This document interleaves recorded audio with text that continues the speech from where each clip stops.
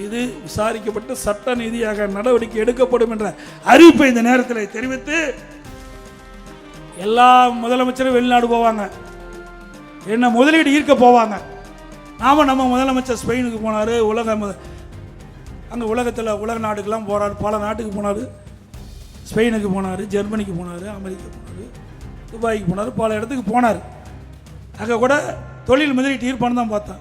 ஆனால் ஸ்பெயினில் போய் சைக்கிள் ஓட்டிகிட்டு இருக்காங்க. ஏங்க இதுக்காகவே நீங்கள் ஸ்பெயினுக்கு போனீங்க? அங்கே போய் சைக்கிள் ஓட்டிகிட்டு இருக்காரு. இப்படிப்பட்ட முதலமைச்சராக நாட்டை ஆண்டா எங்கே போய் முதலீடு வரும்? முதலீடை ஈர்க்க போல, முதலீடு செய்ய போனார் இன்றைய முதலமைச்சர்.